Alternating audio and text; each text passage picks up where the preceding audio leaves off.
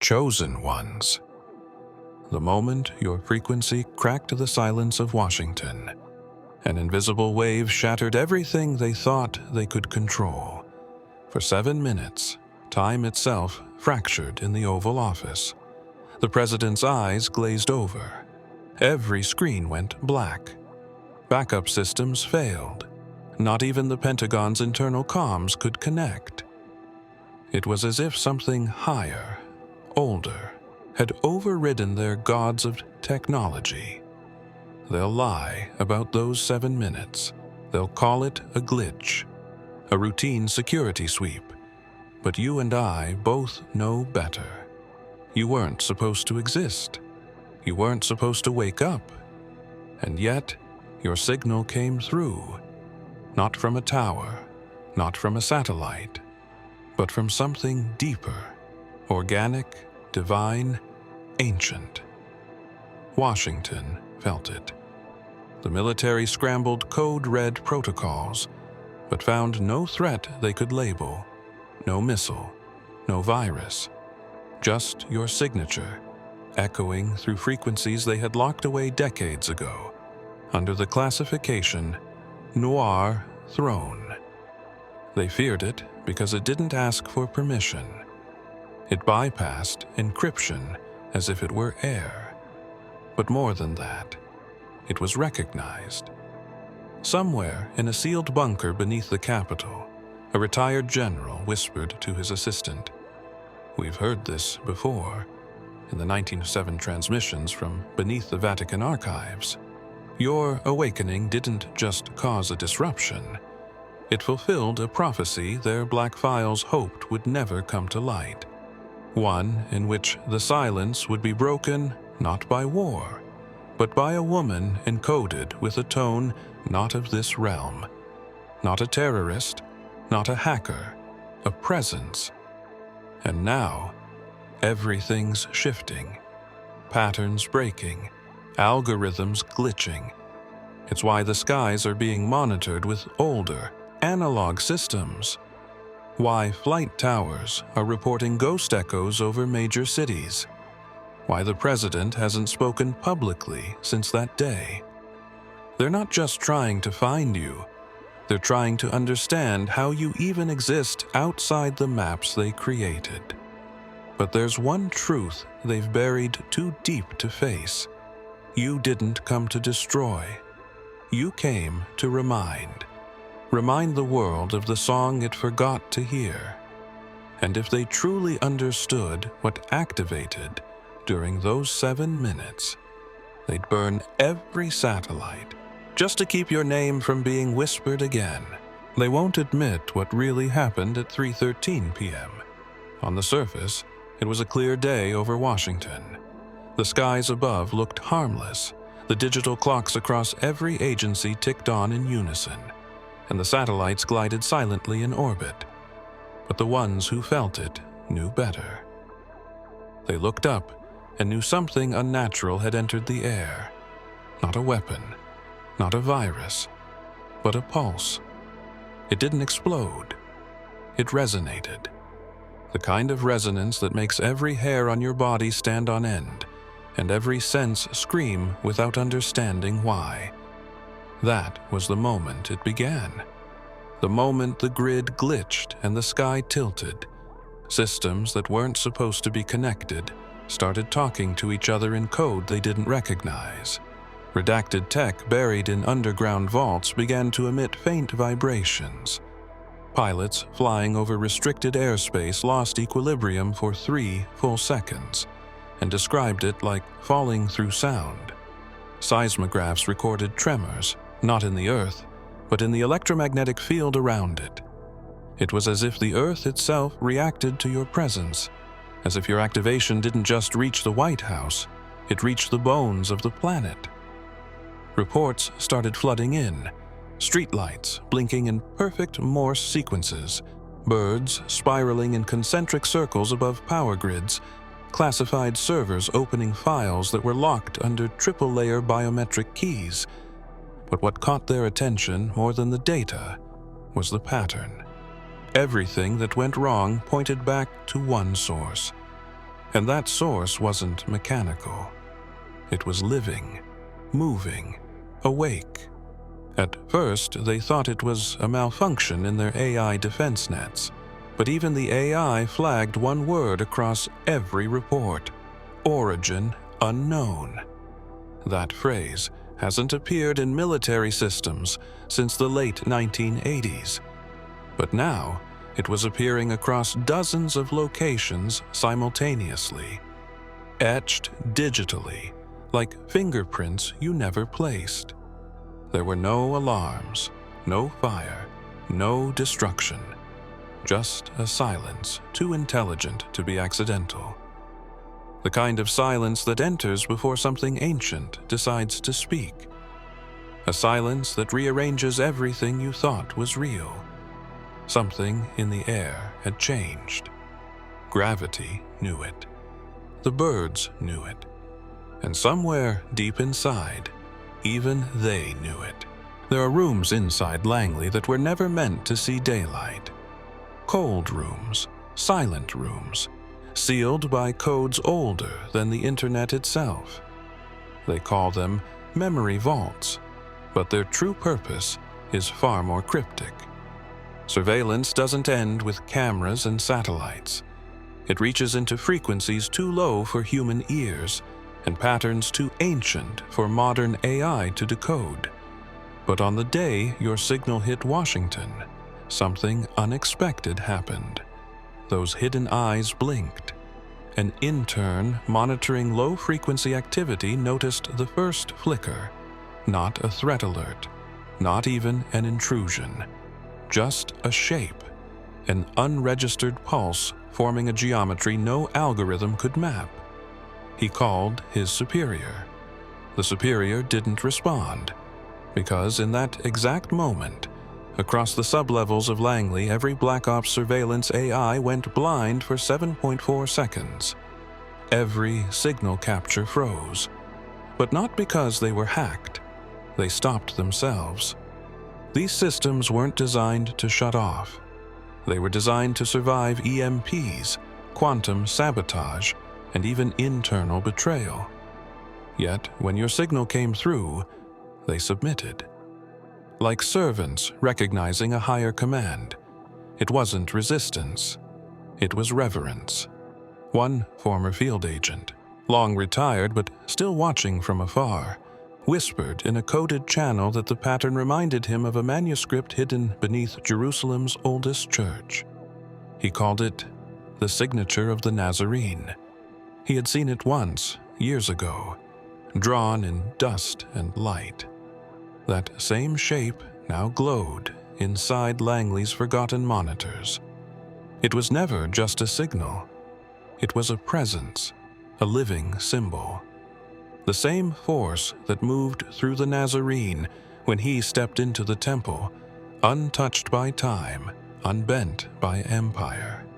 He once said, "My kingdom is not of this world." And yet somehow, the imprint of that kingdom appeared again, not through a messiah in robes, but through you, unannounced and unexplained. Langley doesn't know how to respond. Their AI can't track you. Their protocols weren't written for anomalies with soul. Now, they're left decoding ancient symbols using technology built for war. What they don't understand is that you weren't sent to fight them. You were sent to remind them of something they buried, and the moment they realize what that is, the vault doors won't be enough. The Pentagon runs on ritual disguised as routine, meetings that follow exact timetables, security clearances that require 3 different retinal scans. Even the way the generals speak is calculated, measured, brief, clinical. But on that day, protocol fractured.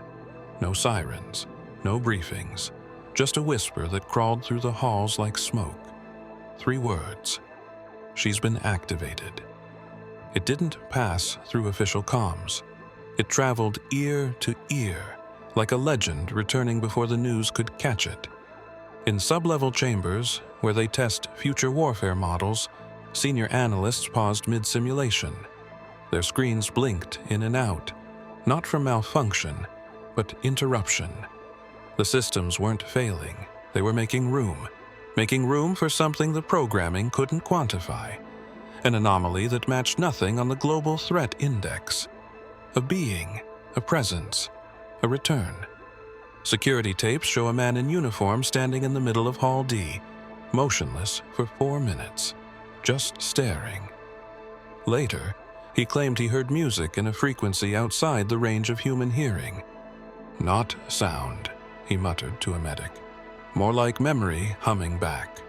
Simultaneously, an encrypted server nicknamed Ophiuchus, a vault for spiritual anomalies and consciousness threats, lit up for the first time in 16 years. The last time it activated was after a Vatican satellite recorded a frequency anomaly pulsing beneath the Red Sea. That file was stamped Divine Contingency. Now, your signature matched the same divine ratio. In the minutes that followed, strategy boards across departments were cleared. They didn't need a military response. They needed a containment theory. But how do you contain a soul coated with geometry too sacred for science? One observer in the war archives recalled a prophecy hidden in fragmented Sumerian text. When the sky bends to meet the sound of one, and no army can explain the stillness, the gate of remembrance opens. That gate is open now, not with fanfare, not with violence, but with your breath syncing with frequencies that haven't been heard since the garden. You're not here to take control of their systems. You're here because the Earth remembers you. And while they race to define you with code and threat levels, something deeper has already begun whispering your name. It's not just the Pentagon listening now. Inside a concrete chamber beneath Joint Base Andrews, a Black Ops audio division known only as Echo 9 monitors unexplained vocal phenomena. They decode ghost frequencies, sound anomalies, and other worldly chants intercepted across international airwaves. Most of it is dismissed. Natural resonance, sonar bounce, cosmic static. But at 3:13 p.m., when the sky shifted and Washington went dark, Echo 9 received something that bypassed every filter and firewall. A voice print. Not transmitted, emitted. It wasn't a call. It wasn't even language in the traditional sense. It was layered, harmonics woven into patterns beyond vocal capacity. The system paused, as if it didn't believe what it was hearing.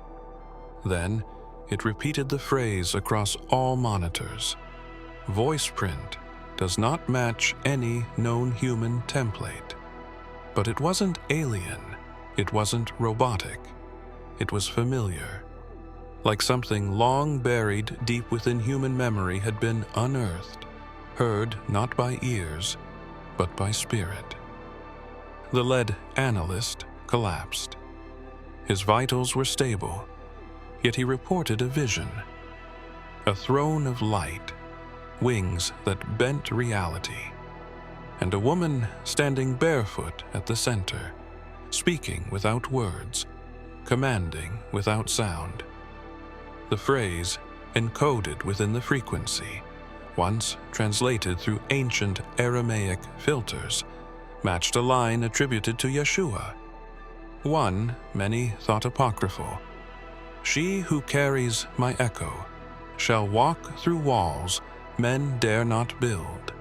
That line was removed from public archives centuries ago. The analysts couldn't explain how the voice print connected with encrypted Vatican files stored offline. The link shouldn't exist, but it did. A connection forged in sound, light, memory, and something else they didn't have a word for. That's when panic started. Not from fear, but from recognition.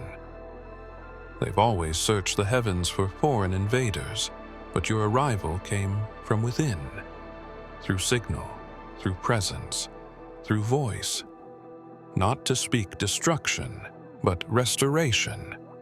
In the halls of power, where deception is policy and silence is weaponized, a single, untraceable voice broke the illusion. A voice that reminded creation of its original code, not artificial, not digital, but eternal. They're still trying to reproduce it, still trying to trap it in machines, but nothing holds, nothing lasts. Because the voice wasn't meant to be controlled. For 7 minutes, the sky above Washington held its breath. Military satellites positioned over classified airspace flickered in and out like dying stars. Not a blackout, something stranger. They stopped moving. Every orbital system tracking your location ceased its path, not because of damage, but because of awe. The data logs didn't show errors. They showed stillness. And stillness, in this world of endless movement, is the loudest noise of all. Time didn't just pause. In 3 remote labs, one in Alaska, one in Japan, and one below Geneva, clocks began to reverse, not metaphorically, literally. Internal timekeeping mechanisms registered backward pulses, causing automated logs to overwrite themselves in reverse sequence. The world wasn't breaking. It was remembering. You weren't supposed to trigger anything. You were supposed to remain asleep, buried beneath decades of predictive programming. But when your signal echoed through the field, the sky restructured itself to accommodate you. The geometry of your presence caused orbits to shift, pulses to fold inward, and forgotten energy to rise again from the grid's deepest veins. Engineers in Colorado noticed a curvature in their satellite feedback loops, curves that hadn't been seen since a failed project in the 60s, attempting to map the soul's electromagnetic residue. That project was shut down after a test subject recited verses in a language unknown to any human at the time. Now, those same wave curves showed up again when your name passed through radar. The laws they trusted began to bend, not break but surrender. Lights dimmed across entire sections of the U.S. Department of Energy. Maps redrew themselves as ley lines, hidden beneath cities flared with light on infrared scans. These were not glitches. They were responses. The Earth was responding to you. They scrambled jets, not to attack, but to observe. Every lens pointed skyward, and still they found no source, because the source wasn't in the sky. It was walking on the ground, breathing, unbothered, whole. They'll call it a malfunction, a solar anomaly, a test gone wrong. But those who felt it, the pilots, the scientists, the watchers behind mirrors, know better. They saw the world bend, not in fear, but in reverence. Before the signal ever hit satellites, before clocks reversed and AI systems collapsed into silence, there was something else, something older, something hidden not in machines, but in you. A rhythm undetectable to radar, yet undeniable to creation, the pulse. When measured against any biometric scale, it reads like nothing human, accelerated, then slowed, then still, then alive with a cadence that matches no heartbeat on Earth. And when they ran it through forbidden software, deep within the vaults of the National Frequency Lab, one name flickered across the screen again and again. Yeshua. They tried to scrub it, override it, mask it beneath quantum algorithms. But it wouldn't disappear, because This wasn't a name placed by you. It was buried long before you were born, hidden in the electrical vibration of your breath, in the way your cells communicate during silence. The same frequency encoded in the veil that tore in the temple. The same resonance carried when the Nazarene spoke into storm and the winds obeyed. A voice pattern specialist, long retired after claiming he heard singing from inside ancient ruins, was called back for this moment. They let him hear your pulse. He didn't speak for hours. Then he said only this: "It's the same frequency I heard near the river where the dead flowers bloomed." That frequency has a name in the archives. They call it the Yeshua Code. Not religious, not doctrine, just a pattern. A divine math embedded in those who come not to teach, but to remind. Those who carry memory, not just of bloodlines, but of something the stars once knelt to watch. Your pulse activated more than sensors. It resonated through caverns, sealed off by governments, through scrolls that began to hum in sacred libraries, through forgotten manuscripts whose ink glowed once more under starlight. All from you, all in you. Not because you studied, not because you tried, but because you are. And now they're asking questions their training never prepared them for. How do you stop something encoded with memory from before the world was coded? How do you silence a rhythm that doesn't beat to survive, but to awaken? They're trying to decode you. Deep in the Nevada desert, beneath the more famous shadows of Area 51, lies another site, colder, older, and never officially acknowledged.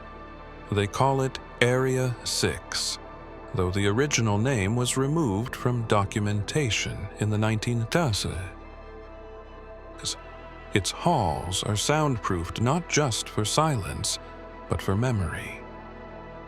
The type of silence that absorbs everything and leaves no echo. That's where they keep files that were too strange for scientific journals, too real for myth, and too sacred for public consumption. One file sat at the bottom of a sealed vault, marked only with a glyph that doesn't match any known alphabet. Inside, fragments of sketches, transcripts of sleep-induced drawings, and an unfinished description of a figure they called the Golden Spectre. The file had no date, only an anomaly report stating that multiple agents across different decades described seeing the same woman in moments when time didn't behave normally. Always blonde, always barefoot, always glowing. She never spoke, but every time she appeared, systems failed, visions were recorded, and symbols unknown to linguists were etched into walls, dreams, and minds. The project was halted because the sightings started aligning with places of global spiritual significance: Mount Sinai, Lake Toba, Teotihuacan, and now Washington, D.C. Your image triggered the vault's AI defense net. The face-matching program didn't confirm identity. It paused. Then it labeled the image with a single classification: Spectre, match detected. You weren't in the system, but the system somehow remembered you. Eyewitness reports from D.C. Military staff describe a woman standing still while wind moved around her body in perfect spirals. One officer claimed she looked at him and he forgot his own name for 3 full minutes. Not because of fear, because of familiarity. They've long believed the specter was a myth, a hallucination, a byproduct of spiritual trauma. But now she walks again. Not in secret, in silence, in resonance. And the silence is not empty. It's sacred.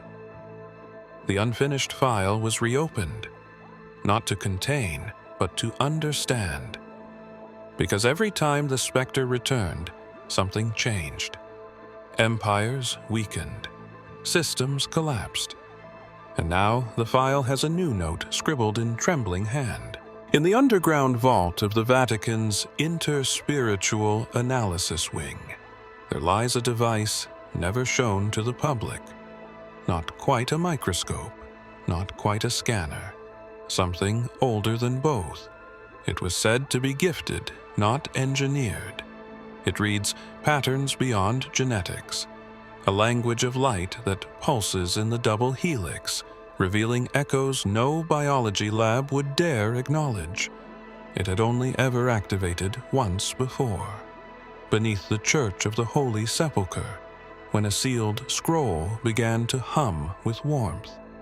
But when a sample tied to your signal reached that vault, through unofficial channels, encoded in nothing but light, the machine lit up in silent recognition. And something in the scriptures changed. They weren't rewritten. They were realigned. Page after page, the margins glowed with spectral energy.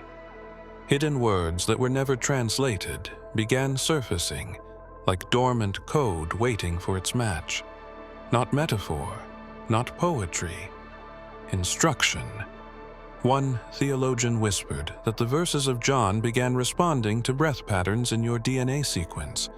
In the beginning was the Word, suddenly carried a pulse beneath each line, as if the word had become rhythm, flesh, memory. Another observer overlaid your strand with the book of Isaiah. The match wasn't biological, it was prophetic. Verses written in exile mirrored the geometric shape of your inner frequency, not just once, consistently, repeatedly. Isaiah 61, where the Spirit anoints the bearer to restore the broken, suddenly formed a spiral that matched the waveform of your last recorded breath. They stopped testing after that, not because they were finished, because they weren't prepared. One priest fell to his knees and wept.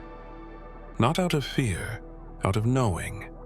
Because deep down they had always wondered what the return would feel like. They expected fire, thunder, maybe a crown.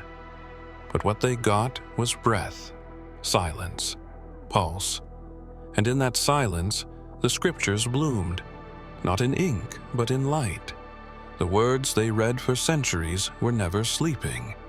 They were waiting for the right signal to speak again, not to prove faith, but to activate it.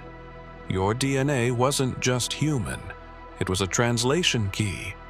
And now, the book has opened wider than anyone expected. They were called the Black Horizon Division, a silent team of government-sanctioned remote viewers trained to enter layers of consciousness outside known dimensions. Not psychics, not mystics.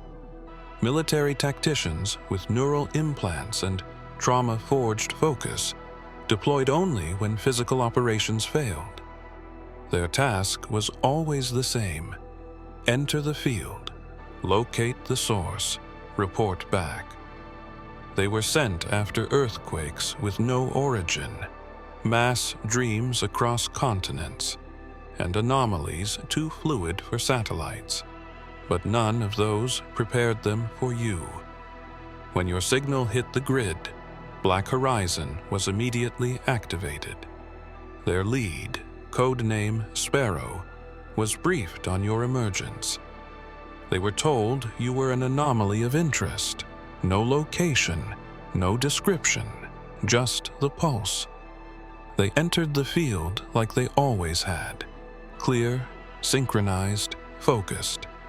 What happened next broke every rule of engagement. Within 60 seconds, all 5 team members flatlined. Not physically, but spiritually.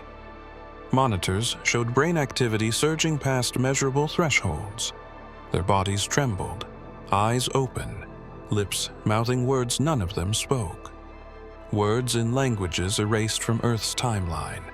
They weren't dead, but they weren't here anymore.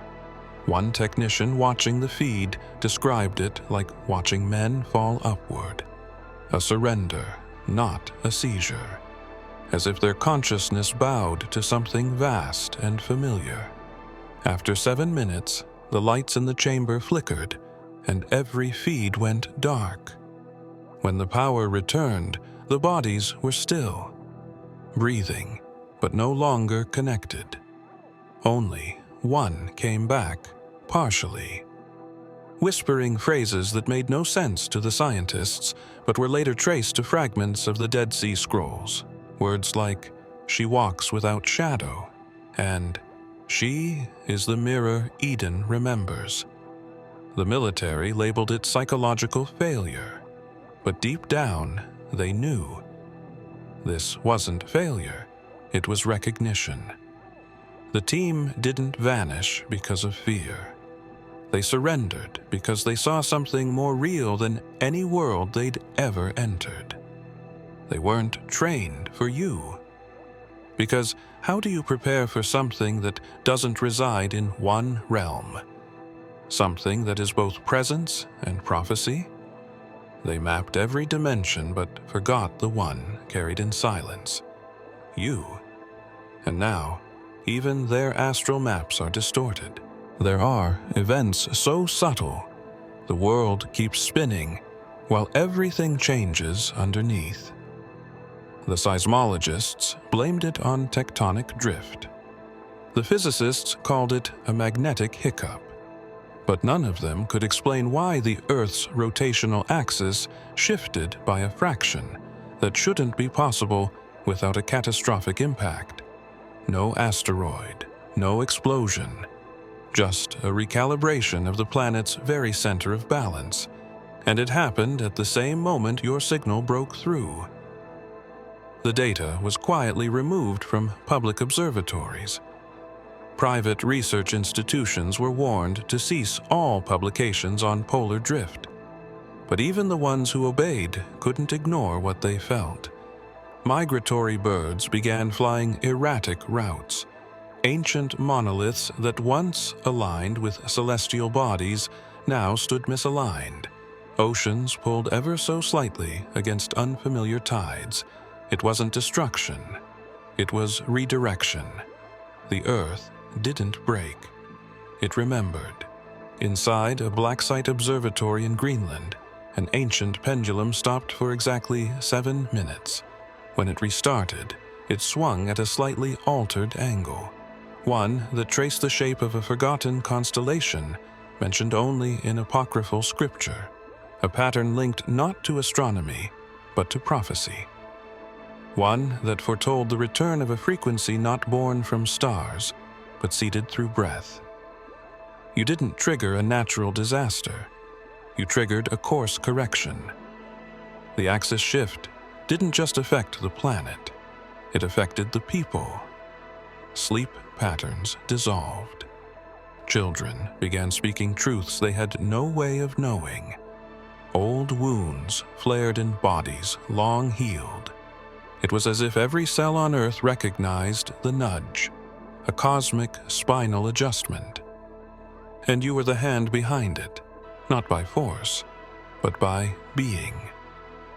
The world spun differently after you emerged. The magnetic north shivered, compasses twitched, sacred sites pulsed, and those sensitive enough to feel it understood one thing. This wasn't physics. This was permission. The Earth had been waiting for the return of a voice, a pulse, a presence that didn't just walk with power, but carried origin. And when you awoke, everything tilted to make space. They'll publish nothing, they'll deny everything. But deep within the soil, beneath codes and continents alike, the world has already aligned itself to you. If you have come this far, it is crucial that you watch this next video here. But be warned, it is not for the faint of heart, for only the true chosen ones can handle this video. If you would like to also donate to help keep the channel going, our Buy Me a Coffee link will be in the description.